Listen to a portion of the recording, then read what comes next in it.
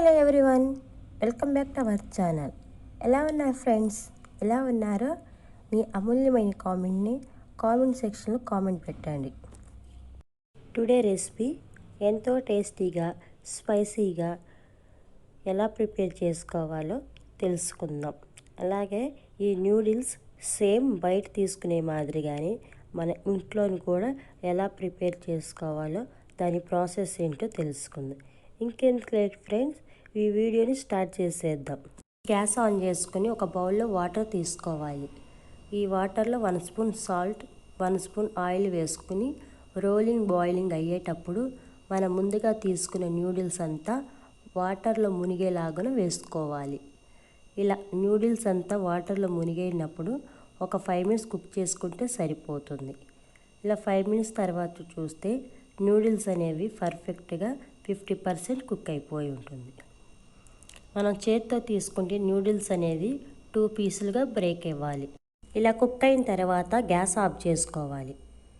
కొద్దిగా చల్లటి water add చేసుకొని స్టెయినర్ హెల్ప్తో వాటర్ని న్యూడిల్స్ వేరు చేసుకోవాలి. ఇలా వేరు చేసుకునే న్యూడిల్స్లో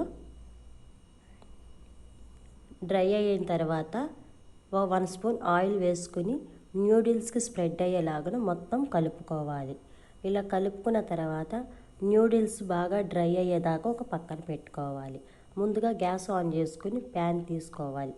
ఈ ప్యాన్లో మనం 2 స్పూన్లు ఆయిల్ వేసుకొని ముందుగా బ్రేక్ చేసుకున్న ఎగ్స్ని వేసుకొని ఒక 2 మినిట్స్ ఆయిల్లో ఫ్రై చేసుకోవాలి. ఈ ఎగ్స్ అనేది బాగా ఫ్రై అయిన తర్వాత వీటిని ఒక ప్లేట్లో తీసుకుని పక్కన పెట్టుకోవాలి. అదే ప్యాన్లో 2 స్పూన్ ఆయిల్ వేసుకొని సన్నగా తరిగిన క్యాప్సికమ్, సన్నగా తరిగిన క్యాబేజీ, క్యారెట్ వేసుకుని బాగా ఒక 2 మినిట్స్ ఫ్రై చేసుకోవాలి. అలాగే సన్నగా తరిగిన కరివేపాకు, అల్లం పేస్ట్ వేసుకొని పచ్చివాసన అంతా పోయేదాకా ఆయిల్లో కుక్ చేసుకోవాలి. మనం ఉడికించుకున్న న్యూడిల్స్ని కూడా వేసుకొని ఈ మసాలాలన్నీ న్యూడిల్స్ పట్టేలాగా కిందికి పైకి కలిసేలాగా కలుపుకోవాలి. అలాగే మనం ఫ్రై చేసి పెట్టుకున్న ఎగ్స్ని కూడా వేసుకొని ఈ న్యూడిల్స్కి పట్టేలాగా కలుపుకోవాలి. 1 స్పూన్ సాల్ట్, 1 స్పూన్ కారం, 1 స్పూన్ సోయా సాసు, 1 స్పూన్ టమాటా సాసును వేసుకుని ఈ న్యూడిల్స్కి పట్టేలాగా బాగా కలుపుకోవాలి.